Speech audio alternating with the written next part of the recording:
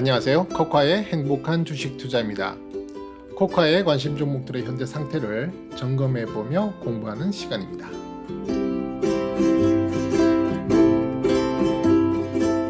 네, 한 주 수고 많으셨습니다.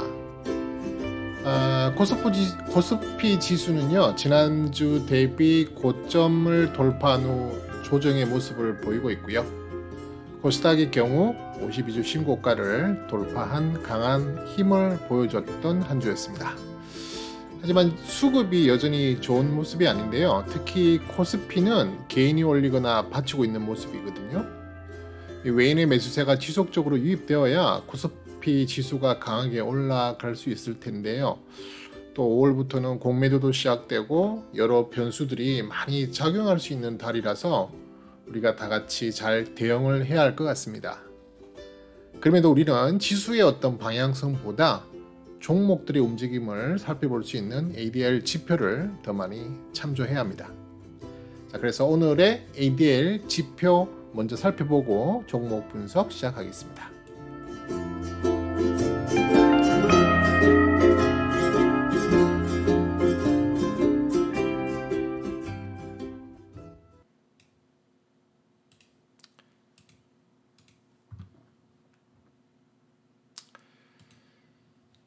자, 우선 오늘 ADR 지표부터 한번 확인을 해 보도록 하겠습니다. 자, 오늘 우선 제가 관리하는 노트를 통해서 지표를 보면은요, 코스피, 코스닥 양 시장 모두 상승하는 모습은 보여줬는데요. 여전히 이렇게 보시는 바와 같이 추세가 이렇게 추세 에너지는 계속 이렇게 하락으로 이어지고 있습니다. 지금 코스피 같은 경우는 거의 6거래일 연속으로 떨어지고 있죠. 한 주 내도록 떨어지고 있고요. 코스닥 같은 경우도 지금 7일 연속, 7일 영업일 연속 떨어지고 있기 때문에 제법 지금 오랜 기간 동안 추세를 한 방향으로 만들어내고 있는데요. 이게 아마 다음 주는 어떻게 그 전환의 신호가 나올지 한번 살펴봐야 되겠습니다. 그리고 오늘 코스피 같은 경우에도 소형주 위주의 상승이기 때문에 오늘의 지수 상승은 큰 의미를 두기는 어렵고요. 코스닥도 중형주 위주로 상승하는 모습을 보였다. 그래서 특히 코스피는 오늘의 움직임 뭐 그렇게 크게 어떤 대세로서 또는 어떤 에너지로서의 평가를 하기는 좀 힘든 하루였다. 이렇게 볼 수 있겠습니다. 지표 보시면요, ADR 지표 보시면은 오늘은 여전히 상승하는 종목 수가 약간씩 더 많았습니다. 코스피는 그렇지 코스닥은 그렇지 않네요. 코스닥은 제가 이거 색을 지금 칠을 잘못했는데 하락하는 종목 수가 더 많았어요. 733 종목이 하락하고 570 종목이 상승했습니다. 그래서 일단 ADR 지표를 보면은요, 코스피 경우에는 지금 계속 좋은 모습을 보이고 있죠. 네, 아직 상승 추세 라인을 그대로 유지하고 있고요. 아직 그 상승 추세선을 뭐 하락 이탈하는 모습은 보이지 않고 있다. 그리고 12일 이동 평균선 위에서 계속 좋은 방향으로 흘러가고 있다. 그래서 사실은 코스피를 가지고 계신 분들이 코스닥에 비해서는 더 좋은 지수 체감 또 수익률을 더 많이 낼 수 있는 그런 체감을 가지실 거다. 코스닥은 보시면은 어제도 보여드렸지만 이렇게 지금 하방하는 모습을 보이죠. 쉽게 말해서 떨어지는 종목, 그죠? 전체적으로 떨어지는 종목 수가 더 많기 때문에 내가 어떤 종목을 한 종목을 픽해서 투자를 했다고 치면 매매를 했을 때 올라갈 확률보다 떨어지는 확률이 더 높다는 거죠, 그죠? 지수는 어느 정도 받치고 올라가는 모양을 보이고 있긴 하지만 종목 수적으로는 더 떨어지고 있기 때문에 그만큼 더 종목 선정에 유의를 해야 한다. 대충 아무 종목이나 사서 재미를 볼 수 있는 그런 구간이 절대 아니다. 그죠? 그래서 좀 주의해야 될 그런 구간인 건 틀림없고요. 특히 이렇게 하락 추세선이 지금 이렇게 만들어져 있는데요. 첫 번째 하락 추세선을 지금 이탈했거든요. 그죠? 그래서 이 부분이 좀 좋아 보이지 않고, 물론 뭐 그 다음 하락 추세선은 이렇게 있긴 하지만 그래도 첫 번째 하락 추세선을 깨고 내려간다는 것은, 그리고 12일 이동 평균을 깨고 내려간다는 것은 지금 많은 종목들이 하락 쪽에 더 많이 방향을 찾고 있다. 그죠?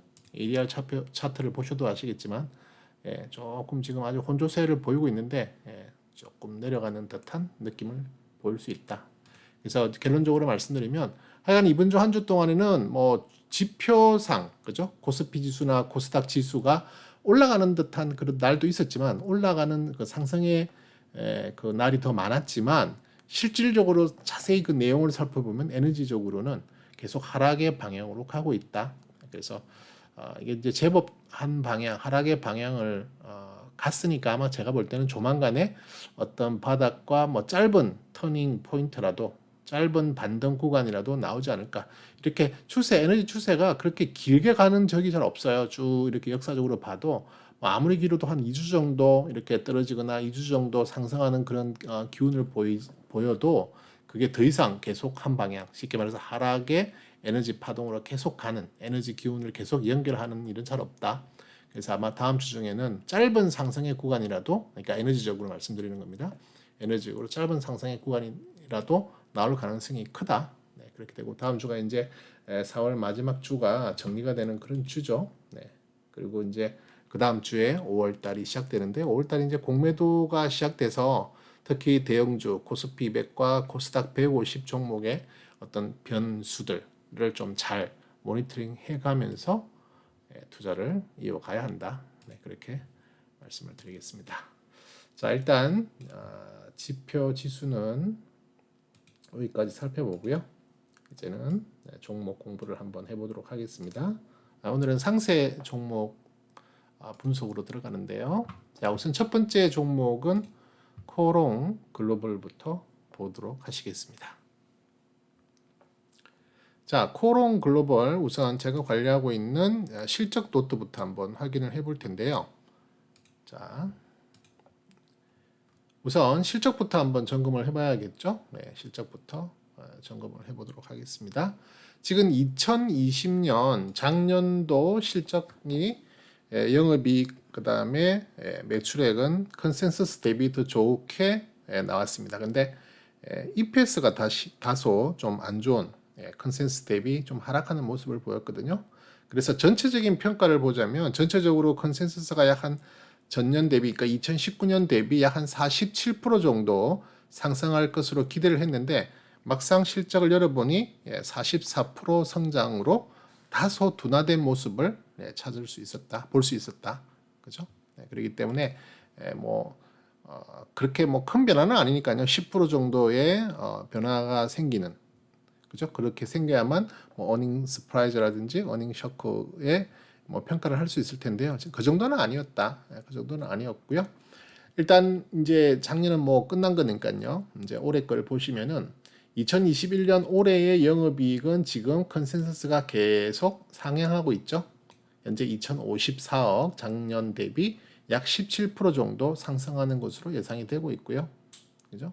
그 다음에 EPS도 지금 작년에는 안 좋았는데, 그러니까 컨센서스 대비 안 좋았다는 말이에요. 네, EPS도 지금 계속 컨센서스가 상향하는 모습을 보이고 있고, 그 다음에 매출액도 상향하는 모습을 보이고 있다. 컨센서스적으로 다 좋고요. 직전 컨센서스 대비 현재 최근에 발표된 컨센서스 합이 전체적으로 약 한 24% 정도 성장할 것으로 예상한다. 전년도 대비죠. 그러니까 2020년 대비 약 한 24% 성장할 것으로 예상하는데요. 실질적인 성장폭은 사실은 마이너스 12% 조금 하락하는 모습입니다. 그죠? 그래서 보통 제가 실질적인 성장폭은 그 마이너스 10%까지 정도는 그래도 억셉할 수 있다, 받아들일 수 있는 수준인데 마이너스 10%보다 더 많이 떨어지는 성장률을 보이는 것은 성장의 정체를 보이는 것이다. 물론 성장은 하긴 해요. 성장을 하긴 하는 거지만 그 성장의 각도가 정체성을 보이게 된다라는 의미로 받아들여질 수 있거든요. 그래서 물론 뭐 지금은 계속 올해 1분기가 이제 마무리되는 그런 시점이었기 때문에 아직도 뭐 2분기, 3분기, 4분기 남아서 이게 어떻게 더 변동이 될지를 모니터링을 계속 해야겠죠. 그런 부분이 남아 있기 때문에 지금 현재 마이너스 12%라고 해서 너무 안 좋게 볼 필요까지는 없다. 그 다음에 가치평가 기준을 보면은 올해 0.2 정도로 나오거든요. 네, 제가 여러 번 설명드리지만 가치평가 같은 경우는 1을 기준으로 하고 있고요. 1보다 낮으면 저평가, 1보다 높으면 고평가라 보고요. 특별히 0.5 밑에 지수가 나온다면, 가치평가 지수가 나온다면 아주 저평가 국면이다. 그죠? 아주 관심을 가지고 주식을 사도 그렇게 비싸게 사는 편은 아니다라고 볼 수 있는 구간이거든요. 그래서 올해도 지금 현재 실적을 바탕으로 한 현재 주가를 보시면은 0.2 정도 나오기 때문에 0.5보다 한참 더 미치잖아요. 그래서 지금 주가도 실적에 비해서는 많이 저평가 국면에 있다 이렇게 볼 수 있겠고요. 특히 좋게 보이는 것은 작년에 보시면은 ROE가 17.83이었고요. 올해가 21.31까지 그 폭이 증가하는 것으로 지금 컨센서스가 나오고 있기 때문에 물론 이제 내년부터 다시 조금씩 떨어지는 그런 부분이 조금 걸리긴 하지만 어쨌든 올해는 전년 대비 더 상승하는 것으로 지금 나오고 있기 때문에 실적적인 측면에서는 올해 2021년은 기대를 해봄직하다. 물론 이 하나 실질적 증가 폭이 조금 떨어지는 것이 약간 걸리긴 하지만 그래도 뭐 그 정도는 충분히 가져갈 만하다 이렇게 평가할 수 있겠습니다. 자, 뭐 분기 실적하고요. 그다음에 분기 누적 실적은 일단 뭐 특별하게 안 봐도 될 것 같고요. 그냥 생략하고 그죠? 네, 그래프 잠깐 보시면은 지금 이렇게 특별히 2021년, 2022년 이렇게 이제 쭉 해수가 지나갈수록 앞으로 미래 성장성에 대해서 EPS가 그죠? 작년에는 EPS가 조금 컨센서스 대비 좀 적게 나와서 좀 아쉬움이 있었는데 올해부터 그러니까 2020년부터 그러니까 조금 그 폭이 증가 폭이 커집니다. 그러니까 사실은 2020년도 증가는 크게 했어요. 컨센서스 대비 조금 적게 나왔다는 게 아쉬울 뿐이지 2022년부터 들어서서 EPS도 지금 큰 폭으로 이렇게 각도가 기울기가 올라가는 것도 보이고요. 그 다음에 매출액도 조금 각도가 나오는 것 같죠. 네. 영업이익도 뭐 영업이익은 그냥 뭐 일반적인 수준으로 상승하는 정도의 수준인데요.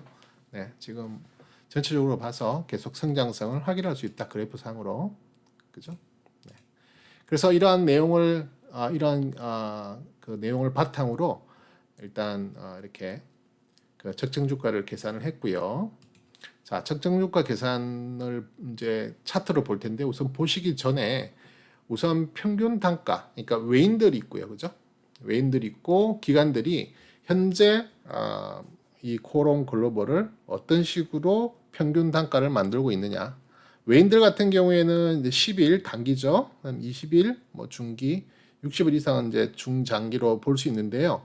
지금 현재 보시다시피 외인들 같은 경우 10일, 20일, 60일 전체 다 이렇게 지금 그 평균 단가가 한 2만 1,000원에서 한 2만 3천 원 구간이거든요. 그리고 지금 계속 물량을 확보하고 있는 중입니다. 이렇게 지금 제가 분홍색으로 마크를 한 것은 외인들이 지금 계속 매수세가 들어오고 있다. 그러니까 최근 60일, 그러니까 3개월 정도, 한 분기 정도의 기간이죠. 분기 동안은 계속 외인들이 물량을 사 모으고 있는 중이다. 그리고 기관들도 마찬가지예요. 그래서 기관들, 외인들 양 매수를 지금 거의 한 분기 동안 해오고 있다. 그죠? 제가 지금 보는 데이터는 그냥 한 분기까지입니다. 더 이상의 긴 텀을 보시려면은 여러분들이 가지고 있는 HTS에 이게 다 내용들을 확인하실 수 있거든요. 평균 낙고 확인하는 그런 정보들이 있기 때문에 화면들이 있기 때문에 다 그렇게 보시면 되고 저는 그걸 이제 이렇게 제 노트에 옮겨 놓은 것 뿐이에요. 그래서 외인과 기관들의 평균 매수 단가를 이렇게 한번 평균으로 내보면 대충 전체적으로 한 22,298원 정도가 나와요. 22,298원인데 현재 오늘 가격이 24,550원이잖아요. 그죠? 그래서 외인과 기관들은 오늘 물량을 팔더라도 익절을 하는 겁니다. 평균을 가지고 말씀드리는 거니까요. 뭐 익절을 하실 수 있는 그 외인들도 있을 거고 손절할 수 있는 외인들도 있겠지만 평균을 지금 이야기하는 거니까요. 그러니까 지금 대부분이 평균적으로 봤을 때는 외인과 기관들은 지금 대부분 다 이익 구간에 있다. 이렇게 보시면 되겠습니다.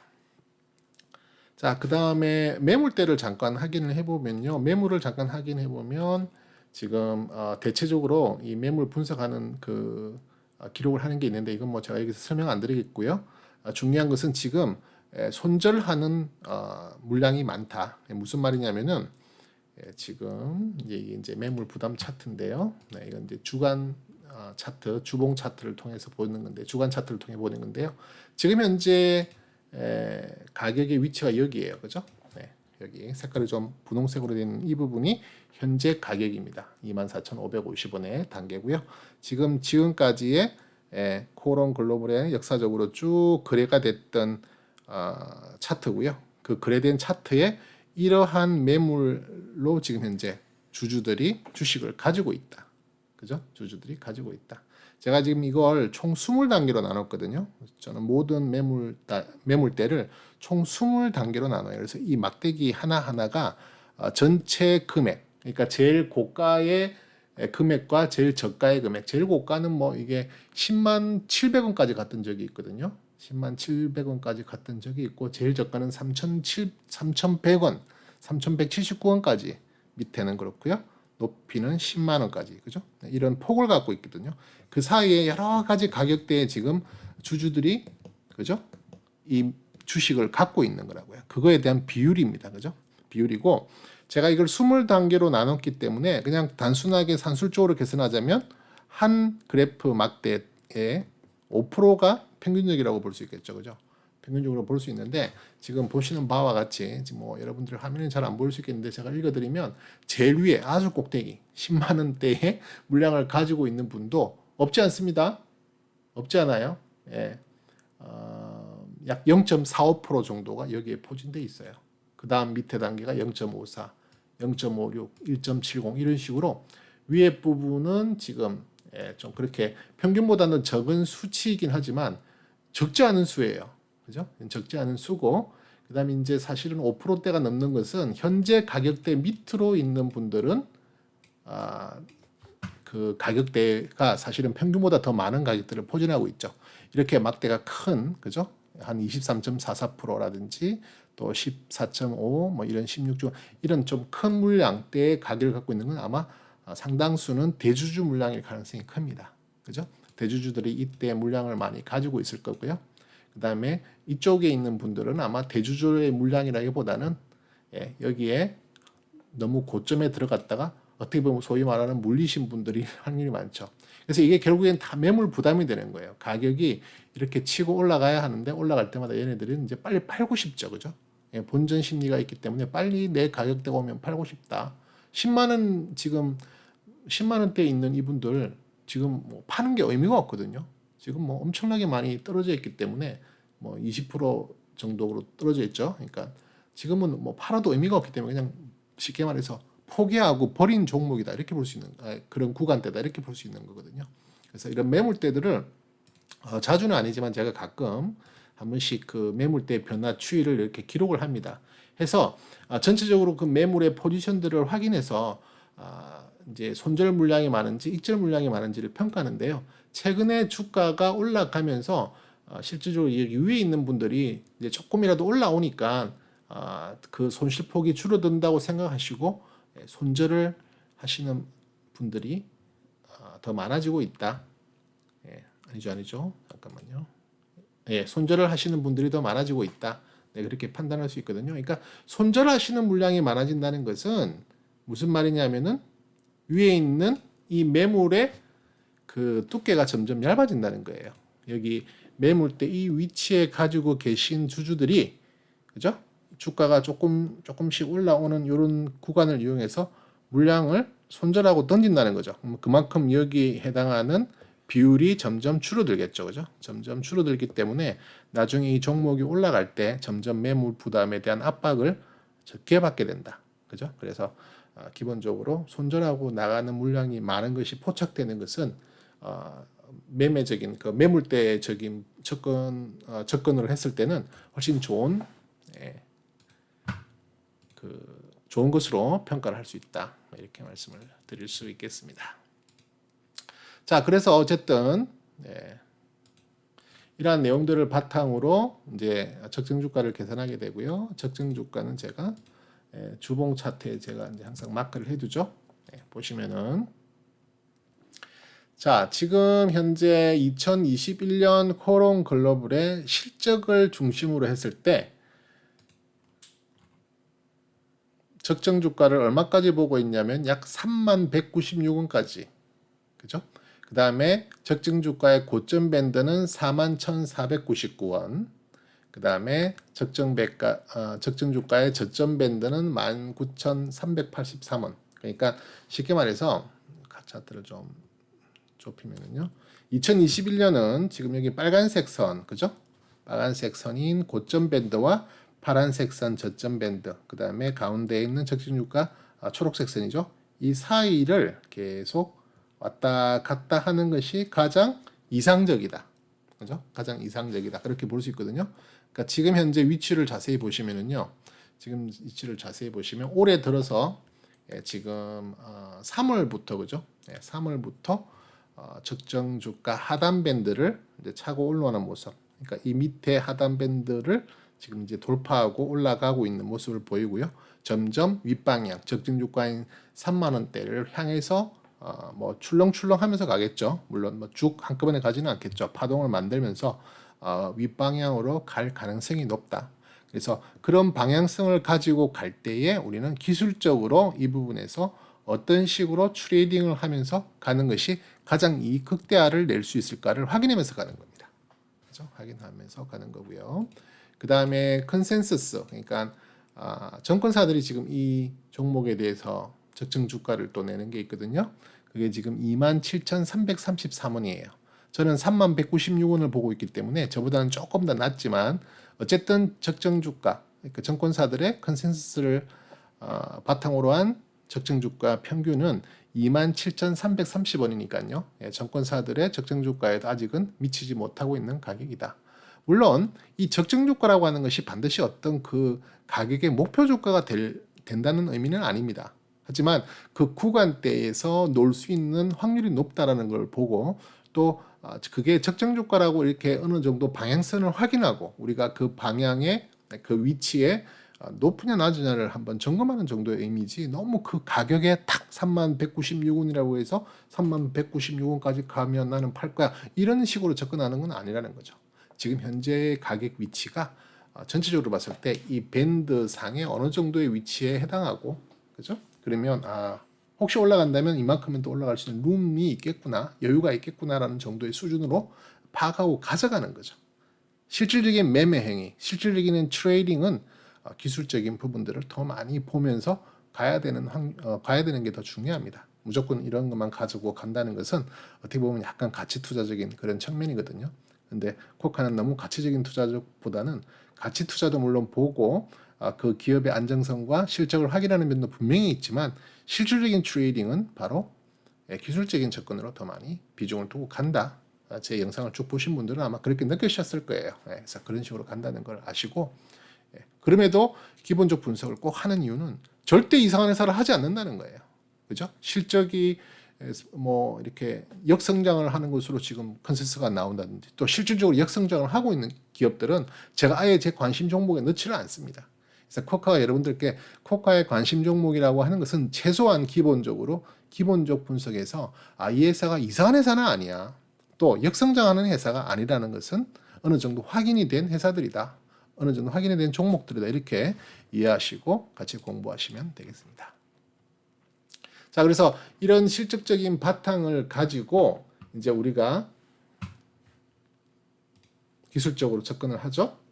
그렇죠? 기술적으로 지금 보시면은 코론 글로벌이 공교롭게도 제가 어저께 방송에도 아마 코론 글로벌을 잠깐 언급을 했던 것 같은데요. 실질적으로 오늘 이게 좀 급등이 나왔어요. 급등이 나오면서 레벨업이 시작이 됐습니다. 그래서 레벨업 구간을 지금 제가 이렇게 표시를 할 텐데요. 이런 식으로 지금 레벨업 구간이 나왔는데 그러니까 레벨업 구간의 저점은 2750원이고 고점은 25200원까지 오늘 올라갔었다. 그죠? 그래서 제가 이렇게 연두색으로 칠을 하겠습니다. 자, 이게 이제 결국에는 오늘 레벨업이 시작된 거죠. 레벨업이 시작됐고 레벨업이 언제 끝나느냐? 만약에 내일부터 더 이상 오르지 않고 월요일부터 더 이상 오르지 않고 하락을 하게 되는 경우는 23,717원. 그러니까 3층의 바닥 부근을 지지하면 그죠? 지지하고 떨어지지 않으면 계속 레벨업 구간이 되는 거고요. 이게 이제 깨지고 내려오는 걸로 확인이 되어지면 이제는 레벨업에서 레벨 스테이 구간으로 바뀐다. 그러면 실질적으로 매매를 할 수 있는 구간은 레벨 스테이 구간이기 때문에 현재로서는 코론 글로벌을 가지고 있는 분들께서는 만약에 가지고 계신 분들께서는 절대적으로 매매를 하시면 안 된다. 계속 올라가실 것을 기대하면서 그냥 관망, 모니터링만 하시는 거예요. 절대적으로. 왜냐면 여기에서 우리가 물량을 모았을 거니까. 그죠? 이전 레벨단에서 물량을 모아서 많이 모으신 분들은 꽉 내가 원하는 목표만큼 채우신 분들도 있고 또 뭐 경우에 따라서는 다 못 채우고 반만 채우신 분들도 있을 테고요. 어쨌든 물량을 가지고 계신 분들이 누릴 수 있는 구간이지 이런 구간에 신규로 따라가시면 절대 안 된다. 그죠? 계속 제가 설명드리는 거죠. 그래서 레벨업 구간에서는 그냥 지켜만 보시자. 그리고 레벨업이 레벨 스테이 구간으로 변경될 때 그때부터 다시 물량을 일부 익절하고 다시 들어가는 부분을 고민하든지 아니면 신규로 접근하실 분들도 그 이후부터 신규를 접근해서 물량을 다시 모으시고 그 다음 레벨이 언제 업이 시작될지 모르겠지만 그 다음 레벨업이 나올 때 그때 들어가서 수익을 더 낼 수 있다. 그렇게 보시면 되겠습니다. 지금 코론 글로벌 같은 경우에는 지금 상당히 오랫동안 레벨단에 갇혀 있는 거는 형국이었기 때문에 이게 이제 터지면 좀 오랫동안 갈 수 있다 하는 그런 어떤 기대를 좀 크게 할 수 있어요. 왜냐면 그만큼 많이 억눌려져 있었거든요. 근데 오늘 보시면 아시겠지만 거래량도 상당히 많이 터졌고요. 또 외인과 또 기관들의 양 수급이 들어오면서 상당히 크게 가격을 끌어올렸거든요. 그러니까 그런 부분들을 좀 기대하시고 레벨업 과정을 더 지켜보셔도 좋겠다. 스토캐스틱 에너지 차트 보시면은요, 요 구간, 그죠? 이렇게 일간 스토캐스틱이 떨어지는 구간에 주간 스토캐스틱의 에너지 값을 확인하시면서 물론 이 값이 떨어지는 부분이 분명히 포착이 됐지만 월간도 어느 정도 상승세를 받쳐주고 있었고 아직 데드가 나지 않는 상황 정도였다면 계속 물량을 사모았으면 좋았죠, 그죠? 이런 구간에는 제가 항상 물량을 매집하는 구간이다라고 말씀을 드리잖아요. 물론 뭐 오늘 운이 좋게 갑자기 급등이 나오면서 레벨업으로 들어가서 이 구간 동안에 사셨던 분들이라면 더더군다나 오늘 기분이 좋았겠죠. 그죠? 그래서 어쨌든 이 스토캐스틱의 에너지 값을 가지고 내가 포지션을 더 늘리거나 줄이거나 하는 것은 사실 이런 기술적 분석으로 정교하게 들어가야 된다. 제가 지금 시간 관계상 여러분들께 주로 이 스토캐스틱 에너지 차트를 많이 보여드리긴 하지만 기본적으로 이것뿐만이 아니라 저는 그죠? DMI 같은 경우도 확인하고요. DMI 같은 경우도 오늘 D 플러스 값이 완전히 ADX를 돌파하고 올라갔잖아요. 가장 이상적인 형태가 바로 거기에 있다 그랬죠? 그죠? D 플러스 값이 제일 위에 있고 D 마이너스 값은 제일 밑에 있고 주로 D 플러스 값이 빨간색이고 D 마이너스 값은 파란색인데요. D 플러스 값과 D 마이너스 값은 서로 대칭을 하게 됩니다. D 플러스가 올라가면 D 마이너스는 내려가고 D 플러스가 내려오면 D 마이너스는 올라가는 그런 대칭의 모습을 보이게 돼요. 반드시 대칭은 아니지만 기본적으로 그게 기본입니다. 그 상황에서 그 사이에 보통 이 ADX 값, 초록색 선이 가운데, 그러니까 D 플러스가 있고 ADX가 있고 D 마이너스 값이 있는 이게 가장 좋은 상태거든요. 과열권이 아니라는 겁니다. 지금 만약에 ADX 값이 맨 위에 있다는 것은 이렇게 위에 있다는 것은 에너지상 또 지표상으로는 조금 과매수된 부분도 없지 않다. 근데 그걸 오늘 오히려 D 플러스 값이 위로 올라가면서 그죠? 바로 배열로 맞췄다. 포지션을 제대로 맞췄다 볼 수 있고요. 오늘 특히 외인들이 많이 샀죠. 그죠? 외인들이 많이 샀고 그 텀을 이용해서 개인들은 뭐 했다? 팔았죠. 지긋지긋 했을는지도 모릅니다. 개인들 입장에서는 이렇게 길게 이어졌던 이게 지금 도대체 몇 개월이에요. 그죠? 한 달, 두 달, 세 달, 네 달, 다섯, 여섯, 일곱, 8개월 정도를 옆으로 횡보했단 말이에요. 변동성도 플러스 마이너스 다 해봐야 한 20% 정도의 변동성으로 그죠? 얼마나 되나요? 변동성 저점 대비 고점이 28% 정도, 고점 대비 하락이 21% 정도, 그죠? 21%, 28%그 사이를 왔다 갔다 했어요. 물론 적은 변동성은 아니지만 어떤 추세를 만들지 않았잖아요. 그죠? 추세는 우리가 세 가지 중에 하나죠. 상승 추세, 하락 추세, 행보잖아요. 지금 이건 계속 행보했던 거예요. 우리가 흔히 말해서 박스권에 갇혀서 엄청나게 지루하게 행보를 했던 부분이 있기 때문에 이 부분에 대해서 돌파를 해 나오니까 제일 먼저 환영한 사람들이 여기에 물려있던 개인들, 그죠? 여지없이 개인들이 물량을 던지고 나갔다는 거죠. 어디서 확인할 수 있어요? 수급 라인을 확인할 수 있잖아요. 빨간색은 외국인이고 초록색은 기관이고요. 파란색이 개인입니다. 개인들은 사실 이 행보 장세 동안에 처음에는 잘 버텼어요. 잘 버텼는데 2월 달부터 돌으면서 행보 장세 동안에는 계속 물량을 조금씩 포기하고 뭐 손절을 하신 분도 있고 아니면 조금의 익절을 하신 분도 있고 조금의 손절을 보신 분도 있고 뭐 다양하겠지만 어쨌든 물량을 조금씩 줄여 나갔죠. 그 틈을 이용해서 기관들은 물량을 계속 매집해 나갔고요. 외인들도 어느 정도 물량을 조금 터는 분위기였다가 어느 정도 이후부터는 계속 유지하고 있는 그런 상황이었는데 오늘 외인들이 확 들어오면서 개인들이 확 나가버렸어요. 제가 아까 뭐라고 말씀드렸냐면은 레벨업 구간에서는 매매를 하지 마라. 이분들이 만약에 제 영상을 보셨다면 오늘 판 거에 대해서 상당히 후회를 하셔야 됩니다. 물론 뭐 결과야 또 내일 갑자기 20% 폭락이 나온다. 그런 가능성이 100% 없다라고 말씀 못 드리죠. 그죠? 뭐 1%라도 담은 확률이 있다면 그럴 가능성도 있겠죠. 갑자기 코론 글로벌에 무슨 특별한 악재가 생겨서 한가가 갈 수도 있겠죠.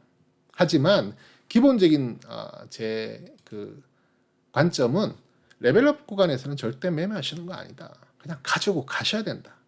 내일, 그러니까 내일이 아니죠. 이제 월요일이 되죠. 월요일 날 더 올라갈 수도 있잖아요. 그죠? 왜? 이미 강한 에너지의 힘이 들어왔단 말이에요.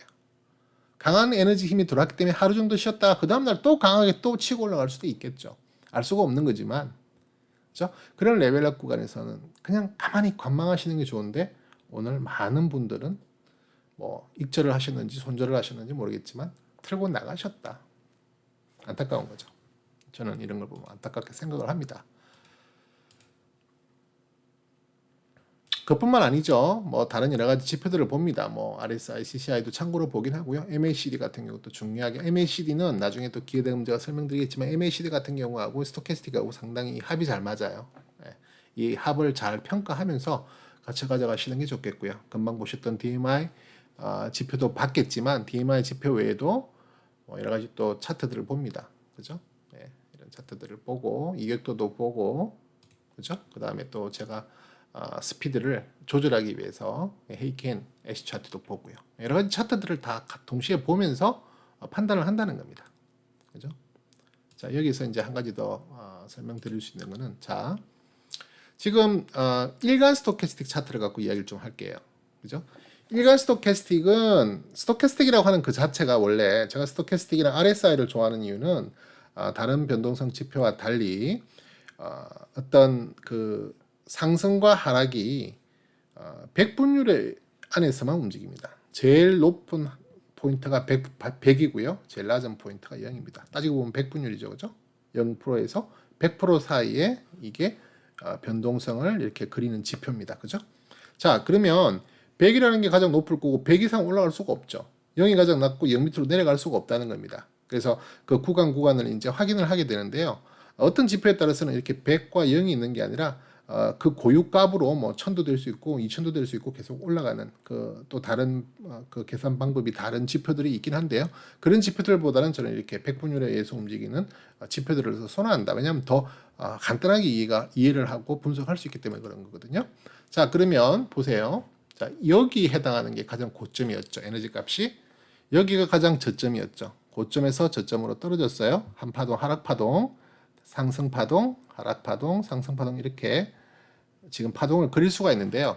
엄밀히 말하면 저는 어디서부터 어디까지를 한 파동으로 보냐면 70% 그다음에 저점은 30%를 두고 70% 이상 올라갈 때 30% 밑에 내려올 때를 한 파동의 고점과 저점으로 판단합니다. 무슨 말씀이냐면 여기에서 지금 이게 지금 70 넘었거든요. 그죠? 80 거의 뭐 한 5 정도까지 올라갔던 게 떨어지면서 10까지도 떨어내려왔어요. 그러니까 이게 한 파동, 하락 파동이 한 파동. 그죠? 그 다음에 다시 올라가서 70 이상을 뚫고 올라갔기 때문에 이게 상승 파동의 한 파동. 그 다음에 다시 떨어졌잖아요. 떨어졌는데 여기에 저점이 30 아래로 내려오지 않았어요. 그럼 저는 이걸 하락 파동의 끝이라고 보지 않고 여전히 하락 파동이 진행 중이라고 보는 겁니다. 하락 파동을 진행 중으로 보는 거고요. 다시 상승해서 고점을 올라갔지만 결국엔 저는 이걸 뭐냐면 여기에서 상승했던 파동이 하락했다고 보는 것이 아니라 여기에서 상승하던 파동이 계속 연결됐다고 보는 겁니다. 쉽게 말해서 여기서부터 이까지 상승 파동으로 보는 겁니다. 그러니까 이 자체는 무시하는 거죠. 왜냐하면 30 밑으로 떨어지지 않았기 때문에 그래요. 제가 나중에 다음에 코카의 키노트라는 시간을 통해서 이 스토캐스틱을 조금 더 자세하게 설명드릴 때도 여러분 또 반복을 해드리겠지만 지금까지 말이 나온 김에 말씀을 드리면 그렇다는 겁니다. 자, 그럼 여기엔 지금 올라갔죠, 그죠? 70 이상 올라갔다가 떨어지잖아요. 그럼 이건 하락 파동이에요. 그러니까 하락 파동, 상승 파동, 하락 파동으로 보는 겁니다. 지금 상승하고 있는 것 같지만 아직까지도 70을 돌파하지 못했기 때문에 이건 지금 상승 파동 쪽으로 가고는 있지만 엄밀히 말해서 여기서 꺾여서 내려오잖아요. 만약에 더 내려왔다. 지난번 저점보다 더 밑으로 내려왔다. 그러면 이렇게 파동이 아니라 이런 완전 하락 파동 하나가 되는 겁니다. 이런 하락 파동 하나가 되는 겁니다. 그래서 그러니까 하락 파동과 상승 파동, 하락 파동과 상승 파동의 그 에너지 값, 쉽게 말해서 100에서 0으로 떨어지는, 뭐 정확하게 100에서 0은 아니죠. 90에서 10이든 80에서 27이든 이런 식으로 떨어지겠지만 그 떨어지는 에너지 값과 주가의 변동성, 주가가 몇 퍼센트 떨어지는지, 이 하락 파동에서 몇 퍼센트 떨어졌는지, 이 상승 파동에서 몇 퍼센트, 그림을 못 그렸네요. 이 상승 파동에서 몇 프로 올랐는지, 여기 대비 여기가 주가가 몇 프로 올랐는지, 에너지 값은 몇 프로를 움직였는지를 서로 비교해서 레이쇼를 구합니다. 몇 퍼센트로 서로 작용을 하는지를 레이쇼를 구하게 되는 거예요. 그래서 그 레이쇼가 뭐냐면 제가 여기서 기록하고 있는 레이쇼입니다. 전체를 다 기록하지 않고 최근 얼마에 해당하는 레이쇼만 측정을 하는 겁니다. 자, 그러면 여기에 보시면은 이렇게 분홍색으로 되어 있는 게 있고 하늘색으로 되어 있는 게 있죠. 하늘색으로 되어 있는 것은 하락 파동을 의미하겠고요. 분홍색으로 되어 있는 건 상승 파동을 의미했습니다.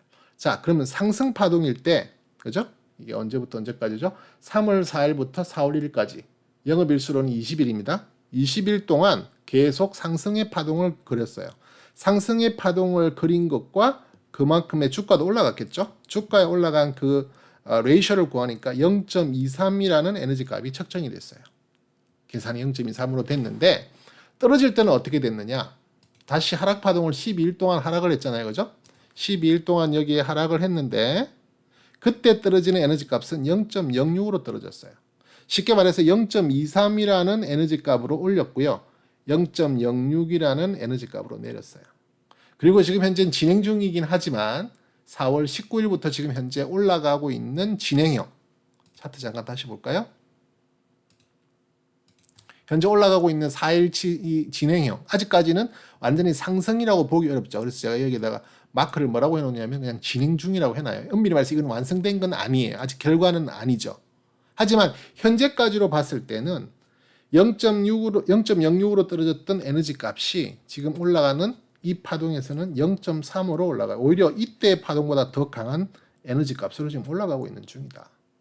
쉽게 말해서 에너지상으로 추세가 지금 계속 상승 쪽에 미는 힘이 더 강하다. 떨어질 때 미는 힘, 밑으로 내리려고 하는 힘보다 위로 올리려고 하는 힘의 강도가 더 강하다는 거예요. 그죠? 제가 예전에 기본적 분석할 때 이걸 여러 번 설명을 드린 적이 있어요. 근데 이거 설명 들을 때 아마 잘 이해가 안 가셨을 거예요. 지금도 이해가 안 가실 분들이 대부분이실 거라고 생각하고, 그죠? 근데 반복적으로 자꾸만 듣다가 또 저도 설명을 더 여러분들이 이해하기 쉽게 자꾸만 하게 될 거예요. 지금은 제가 교수법이 부족해서 그럴 수도 있겠죠, 그죠? 어쨌든 그런 내용의 에너지 값들을 보면서 주가 차트를 분석을 한다는 거예요. 그죠? 그렇다면 지금 올라가고 있는, 지금 주가는 올라가는데 에너지가 적게 먹힐 수도 있어요. 반드시 그게 비례하는 게 아니에요. 주가는 많이 올라간 것 같은데 에너지를 얼마 안 줬는데 주가가 올라간다? 그럴 수 있는 건 좋은 건 아니에요. 에너지를 많이 주고 주가가 많이 올라가는 게 좋은 거지, 에너지 얼마 안 줬는데 주가가 올라갔다? 그건 뭔가 다른 어떤 에너지가 개입된 거라고요. 작전 세력일 수도 있고 그죠? 어떤 뉴스나 테마나 이런 움직임으로 확 도르는 경우가 있긴 하거든요. 근데 그럴 때는 어떻게 보면은 스토캐스틱 에너지가 크게 안 움직일 때가 있어요. 또 그걸 갖고 이제 우리가 다이버전스라는 것으로 해석하고 이제 또 접근하는 방법도 있긴 한데요. 근데 저는 다이버전스로 이 스토캐스틱을 잘 확인하지 않고 지금 보여드렸던 저만의 계산법으로 레이쇼로 계산해서 에너지를 서로 상대평가한다. 그죠? 그래서 지금은 올라가려는 에너지 파동이 더 강한 에너지를 분명히 보여주고 있잖아요. 그죠? 간단하게 최근 세 파동만 봐도 그죠? 올라가는 게 0.23, 내려오는 건 0.06, 올라가는 게 0.35 계속 올리는 힘이 더 강하다는 거죠. 그 강한 힘을 가지고 판단했을 때 지금은 상승 쪽에 자꾸만 에너지가 모여지고 있구나. 그러면 더 상승의 방향으로 기대할 가능성이 더 커지겠죠. 50대 50이 아니잖아요. 그죠? 60대 40이든 70대 30이든 점점 올라가는 쪽에 베팅을 더 할 수 있는 확률이 높아진다는 그런 의미입니다. 100은 없어요. 100은 없어요. 자, 다음 종목 한번 볼게요. 한국조선해양. 자, 제가 첫 번째 코론 글로벌에서 여러 가지 내용들을 좀 설명을 많이 하다 보니까 시간이 많이 갔는데 한국조선해양도 같은 방법으로 보는 거예요. 그렇기 때문에 뭐 똑같은 말을 반복하지는 않겠습니다. 한국조선해양 한번 볼게요.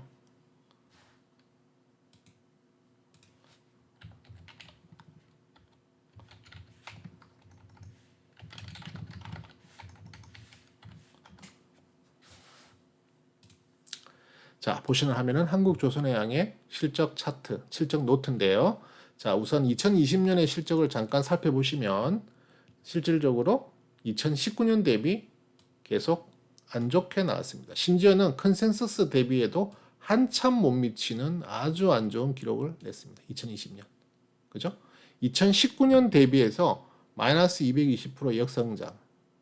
그죠? 그 다음에 실질적인 그 증가폭도 마이너스 161%로 하락을 했습니다. ROE도 마이너스 7.41을 보였고요. 그죠?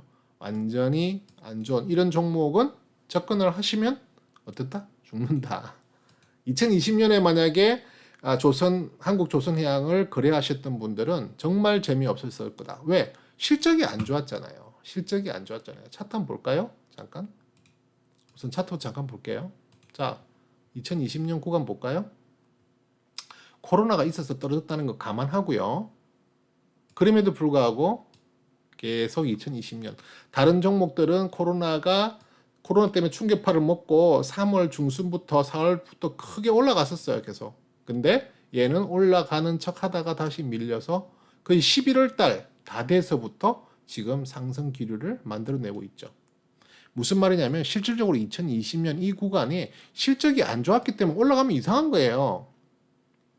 그런데 2020년이 지나서 2021년의 실적 전망들이 이제부터 서서히 2020년 후반기부터 실적 전망에 대한 한국조선해양의 실적이 괜찮아질 거야는 여러 가지 리포트들도 나오고 컨센서스들이 좋게 나오면서 그때부터 강한 반등의 모습을 보이기 시작했다. 그죠? 보세요. 2021년 보시면은 영업이 2,700억. 물론 아직 컨센서스입니다. 아직 1분기도 발표 안 됐어요. EPS 1,698원. 작년도는 마이너스 11,000원. 그죠? 매출은 15조 3천억. 작년에 14조 9천억. 그래서 전년 대비 2020년 대비 전체적으로 성장률을 확인해 보니까 166% 상승에 실질 성장도 12%를 보였다. 그 다음에 ROE도 보니까 1.09로 마이너스에서 다시 플러스로 돌려주더라. 물론 낮아요. ROE라고 하는 것은 최소한 얼마가 되어야 되느냐. 10% 이상의 수익을 내줘야 됩니다. 그래야 이 회사는 정말 돈을 잘 벌어. 아무리 한국조선해양이 장치산업이고 이렇게 전통사업 아주 많은 그 노동력과 그죠? 노동 집약적인 그런 산업이잖아요. 물론 요즘 점점 이제 그 조선에 대한 그 퀄리티가 우리가 이제 점점 부가가치가 높은 배로 조선을 하고 있기 때문에 배를 만들고 있기 때문에 점점 부가가치 높고 그만큼 고급 인력들이 투입되고 하는 건 있지만 그럼에도 여전히 인력들이 많이 투입되는 그런 전통적인 사업이잖아요. 많이 남길 수가 없어요. 영업이익률을 그렇게 높게 만들어낼 수가 없다는 거예요. 영업이익률이 1%, 2%대예요. 100원 팔면 1원 남는 그런 장사를 한다는 거예요. 거기에 비해서 우리가 흔히 알고 있는 게임 업체라든지 엔터테인먼트 이런 회사들은 뭐 20, 30%, 40%, 50%, 60% 영업이익률 팍팍 올라가잖아요. 같은 100원을 팔아도 많이 남긴다는 건데 조선업은 그렇지 못하는 거죠. 그래서 ROE가 낮습니다만 기본적으로 10% 이상이 되어야 된다. 또 10%가 혹시 되지 않다 하더라도 해마다 ROE의 성장이 계속 확인돼야 된다. 2022년 2.17, 2023년 2.68. 이 데이터들을 제가 아무렇게나 그냥 계산해서 나오는 데이터가 아니에요. 이 ROE라고 하는 것은 여러분이 조금만 신경 써서 보면 재무제표 분석해보면 다 나오는 거 아닙니까? 그죠? 지금 보시는 건 FN 가이드에서 제공하고 있는 자료들이잖아요. 여러분들이 보시는 포털 네이버에만 가도 나오는 자료고 HTS의 모든 HTS에 이 자료가 다 있잖아요. 어디 있습니까? 여기 있잖아요. ROE. 제가 뭐 다른 거 쓰는 게 아니라 ROE. 그죠? 이렇게 수치가 나오잖아요. ROE가 뭔지 모르시면 가서 여기 물음표 누르면은 다 나와요. 물음표 누르면 ROE가 뭔가. 지배 주주 순이익 나누기 지배 주주 지분 곱하기 100. 무슨 소리인지 모르겠어. 포털에 찾아보세요. 아주 설명 잘 돼 있습니다. 제가 그것까지 여기서 설명드릴 시간도 없고 이유도 없어요. 그 정도는 여러분들이 하셔야죠. 제가 지금 중요하게 보는 것은 그 ROE가 계속해서 해마다 컨센서스 상으로 성장을 하는 게 보인다. 그렇다면 이게 굳이 10%가 안 되는 그런 숫자니까 그렇게 좋은 건 아니죠. 분명히. 아니지만 그래도 상승하는 분위기로는 확인이 된다.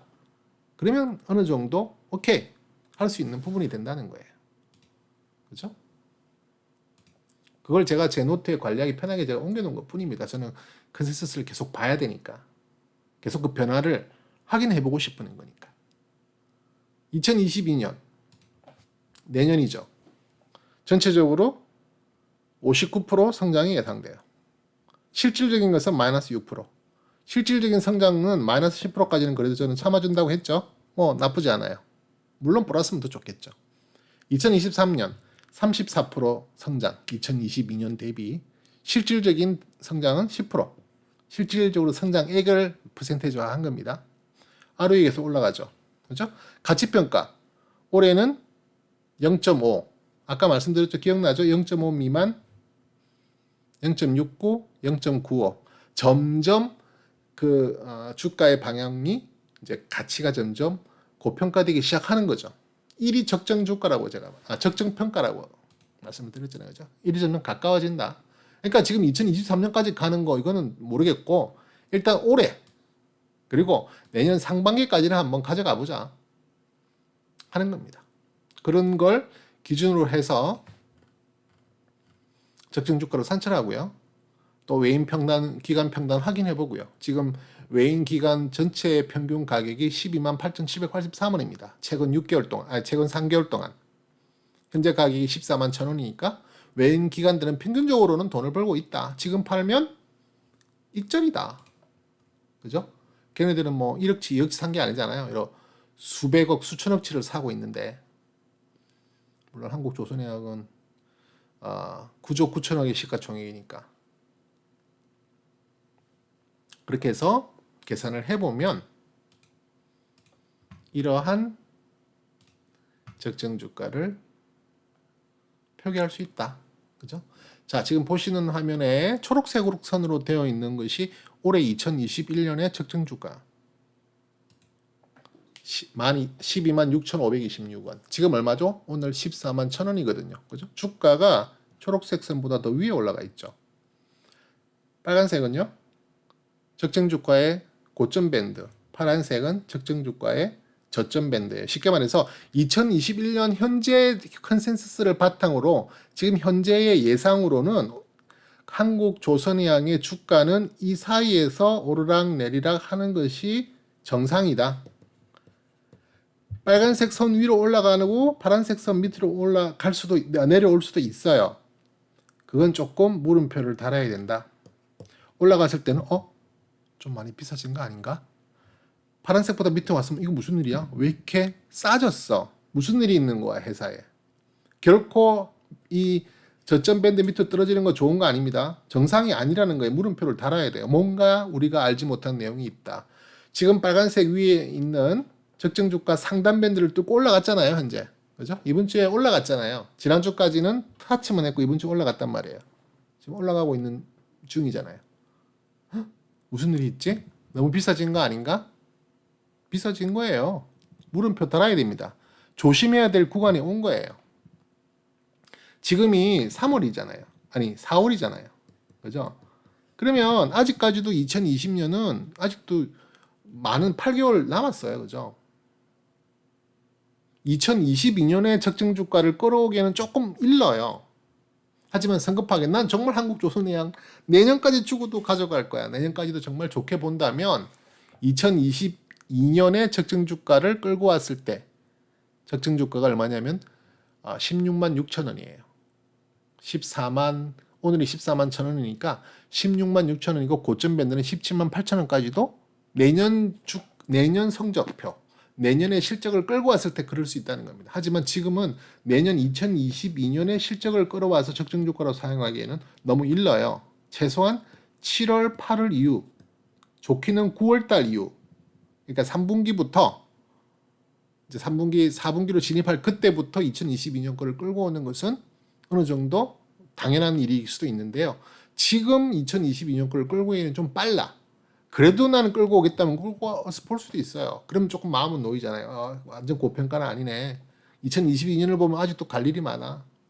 하지만 2021년만 봤을 때는 분명히 싼 가격은 아니다. 싼 가격은 아니다. 자, 그렇다면 지금 이 한국조선해양을 지금 신규로 들어가기에는 부담스러운 자리가 되잖아요. 최소한 신규로 들어가고 싶다. 그러면 여기 형성되어 있는 2021년의 밴드, 그죠? 이 움직임 폭의 중간 정도 밑으로 떨어졌을 때 사면 좋겠네요.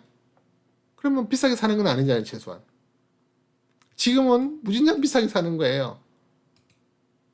근데 저는 한국조선해양을 계속 트레이딩 이야기 하거든요. 왜?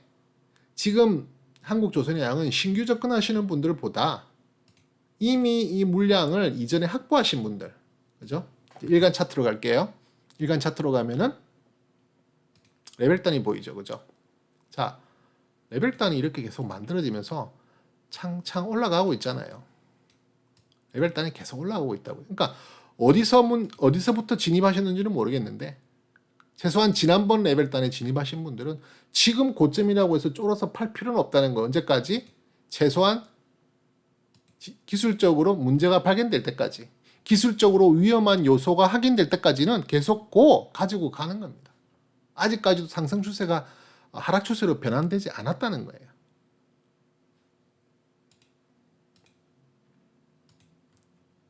보세요. 아까 잠깐 설명드렸지만 한국조선해양도 마찬가지. 올라갈 때는 0.17, 0.26, 0.16으로 올라가고 있는데 내려올 때는 오히려 마이너스 힘으로 오히려 힘을 안 주고 있어요. 자, 그러면 계속 상승에 더 베팅이 되고 있다는 거죠. 에너지적으로는.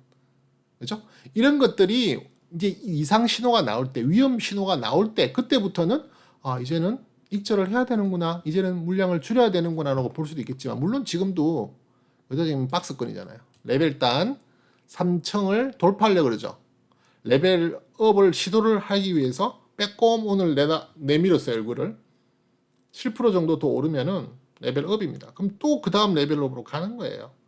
설사 지금 위치가 고열권이다. 적정 주가의 상단을 돌파했다 하더라도 이건 제가 제 계산에 의해서 만들어진 이게 절대적인 수치가 아니잖아요. 절대적인 수치가 아니라 컨센서스는 얼마 보고 있냐면은 15만 원 보고 있어요. 정권사들은 15만 원을 보고 있다니까요. 여기 있는 오렌지색 선. 이게 여기 있는 초록색 선이 내년 적정 주가, 내년 적정 주가 상단 밴드예요. 지금 제가 그어놓은 13만 6천 원 정도의 수준은 저의 계산이지 제 계산이 100% 맞을 수는 없잖아요. 제가 그냥 참고하고 제가 지킬 뿐이지. 하지만 정권사들은 15만 원까지도 본다니까요. 그러면 이게 돌파했다고 해서 이상한 건 맞아요. 좀 고열인 건 맞고 거품인 건 맞을 수도 있겠는데 그게 그래서 문제가 되나요? 반드시 그렇다고는 볼 수 없다는 거예요. 특히 물량을 보유하고 현재 수익권에 있으신 분들이라면 지금 신규로 들어가서 접근하기에는 늦은 편이라고 볼 수 있겠지만 이미 가지고 있으신 분들은 흔들림 없이 포지션 계속 가져가시는 게 맞다. 경우에 따라서 물량을 조금 더 늘려도 된다. 언제? 조정받을 때 뭘 확인해 가면서 스토캐스틱 확인해 가면서요. 그죠? 스토캐스틱이 지금 조금 정체 부분을 보이고 있죠. 한 달 정도. 올라가는데 조금 버거운 거예요. 이게 이제 아까도 말씀드렸지만 100이 맥스잖아요. 100 위로는 올라갈 수 없어요. 하지만 이게 최소한 80 이상에서 머무를 때는 이 에너지 값이 정말 강하게 돌아가요. 그때는 주가가 정말 더 강한 기울기로 만들어질 수 있어요. 여기서 계속 오래 머물면 머물수록 안 떨어지고 머물면 머물수록 100 이상까지는 갈 수 없지만 80 이상으로 90 이상으로 오랫동안 머물면 머물수록 예를 들어 드리면 바로 이런 구간이죠. 차트상 보시면 이런 구간 거죠. 지금 80 이상 제가 파란색 칠해놨잖아요. 파란색이 뜨게끔 제가 설정해 놓은 건데 이럴 때는 더 이상 올라가지 못하지만 주가적으로는 강한 상승세를 보이게 돼요. 이게 지금 제가 이 차트가 작아서 좁아서 그 변동성이 얼마 안 된 것처럼 상당히 큰 폭으로 오른 겁니다. 이게 이 구간 동안. 그래서 이런 스토캐스틱 차트를 확인해 가면서 얼마든지 가져갈 수 있다. DMI 지표. DMI 지표상으로는 ADX가 지금 제일 위에 있죠. 조금 그러니까 과열적인 현상이라고 볼 수도 있는 거예요. 그죠? ADX가 밑에 있고 D 플러스가 위에 있는 게 좋긴 해요. 어느 정도 있다가 또 그렇게 바뀔 수도 있을 거예요. 그걸 기대하면서 가져가는 겁니다. 자, 이래서 일단 코론 글로벌은 지금 적정 주가 대비 조금 많이 밑에 저렴한 가격이라고 볼 수 있고요. 최근에 오랫동안 한 6개월에서 8개월 동안 횡보 장세를 보였기 때문에 그거에 대한 보상이 따를 수 있는 가능성이 크다고 보고 있고요. 한국조선양도 여전히 좋은 그 종목입니다. 하지만 분명히 완전히 싸다라고는 보기 어려운 구간이다. 테마 잠깐 볼까요? 자, 코론 글로벌이 속해져 있는 섹터가 대형 건설사 섹터입니다. 여기에 보시면 빨간색은 코스피 지수고요. 파란색은 코스닥 지수입니다. 그리고 여기에 주황색은 대형 건설사 섹터의 지수를 지표한 겁니다. 그래프화한 겁니다. 자, 그럼 보시면 지금 이렇게 그죠? 잘 가고 있잖아요. 코스피에 비해서는 조금 수익률이 떨어졌어요. 왜냐면은 전체적으로 봤어도 많이 처져 있었던 부분이 있거든요. 그렇게 좋은 상승을 따라는 같지만 그래도 코스피 시장보다는 좀 덜 퍼포먼스, 그러니까 언더 퍼포먼스죠. 그죠? 코스닥보다는 낫고요. 어쨌든 그게 중요한 게 아니라 물론 그것도 중요하지만 지금 보시면 추세 라인을 그죠? 추세 라인을 강력하게 잘 버티면서 가고 있잖아요. 이 주황색 선이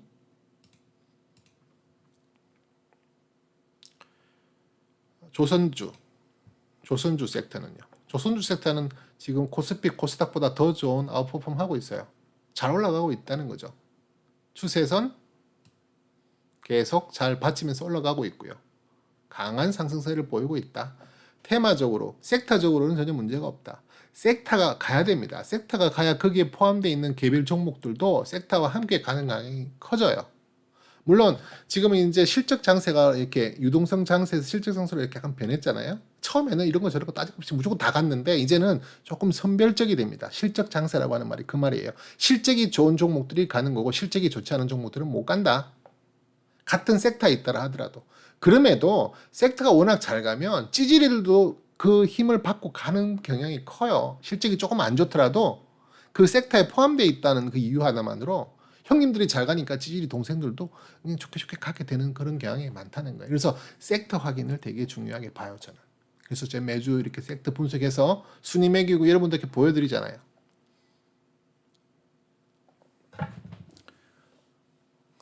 (50분) 초과네요. 저는 이게 문제가 많아요. 너무 투마치 토크다 진짜. 시간을 너무 많이 안 해야 되는데 아쉽네요. 어쨌든 여러분들께 조금만 설명하다 보고 하나 더 이렇게 알려드리려다 보니까 그렇게 된 건데 이해해 주시고요. 일단 오늘 이렇게 두 종목 한번 봤습니다. 한번 쭉 지켜보시고요. 그걸 오늘 영상을 토대로 한번 여러분들도 자꾸 여러분들 것으로 만드시고 공부해 보세요. 지금까지 코카였습니다. 고맙습니다.